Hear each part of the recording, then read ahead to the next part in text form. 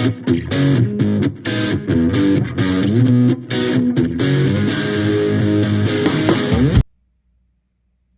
good, YouTube? It's your boy Mad Pig and Matt here, and I realized in the last video I didn't take a second to note that I got a brand new fancy playmat with my channel banner because, you know, I gotta advertise myself somehow. And awkwardly, I decided to take a moment to mention that in a video for a deck profile in my ongoing series on how to lose friends in Yu-Gi-Oh!, which tends to apparently be decks that use Mystic Mine and or Kaijus in some way, shape, or form. But in this case, this deck doesn't use Kaijus. But it does play Mystic Mine. But let's quit with the BSing and show you a deck that I like to dub Gluru.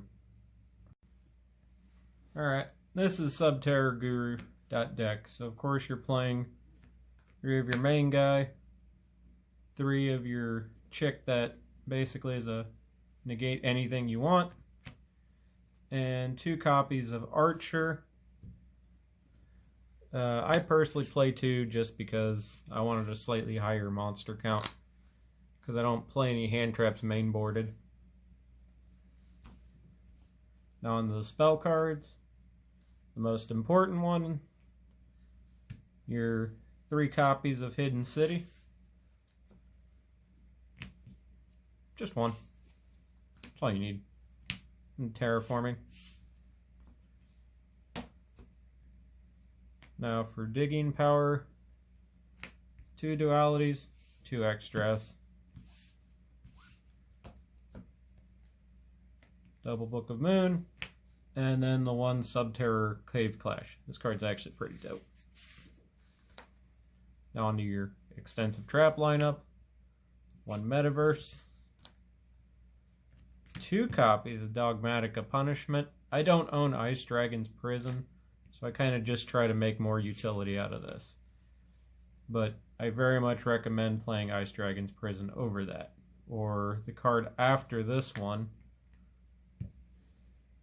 Subterror Final Battle. This card rules. Lose 1 turn, it's just a floodgate. 2 crackdowns. 2 there can be only 1. 2 summon limits. 3 copies of Solemn Strike. And to round it all out, 3 Solemn Judgment. Now, for extra deck, the only links you play is the Nightmare Phoenix and the Unicorn. Play the 1 Omega. The Nova with the Macabre. And the double Entis. And some more utility cards that I advise running is the random big invoked fusion guy, 2 copies of Mud Dragon, and 2 copies of Starving Venom. And for some other utility cards for other side deck choices you can run. If you can't afford this, just play another Super Poly target. It's pretty simple. So yeah, that's the main deck and the extra deck. I'm not showing the side deck because the side deck is just kind of where most of your sauciest things are, and of course it's dependent on your local, but let's just do a quick explanation of these cards for the uninitiated. Subterrors, quite simply, are flip effect monsters that are meant to basically slow roll and control the game. There's a lot of different monsters in this archetype actually, and a lot of these cards are pretty cool, but 99% of the times the only ones you ever see played are Guru, Fiendus, and Archer. Guru is basically your Stratos for everything, and if you control the Subterror monster face up, he actually has a quick effect Book of Moon. Fiendus is basically a negate all by flipping a Subterror guy face down. And also she has the added effect that you can flip a Subterror monster on your field face down. then special summon a sub-terror from your graveyard, including herself, so you can flip her face down, special your Guru. Archer is just Aaron, as long as you control one of these guys. That's it. Yeah. The Hidden City, it's another Stratos that searches one of these guys. And it can, once per turn, flip a sub-terror card or guy face-up attack or face-up defense. And then if your opponent tries to attack, you can flip your guy face down and negate the attack. It's a really, really good card.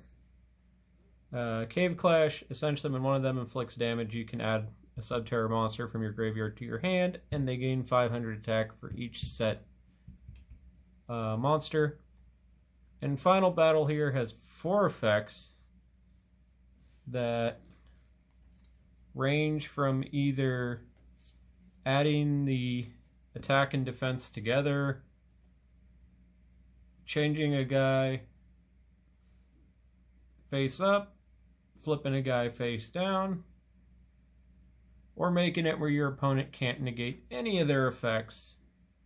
And on top of all that, it resets itself. That's insane.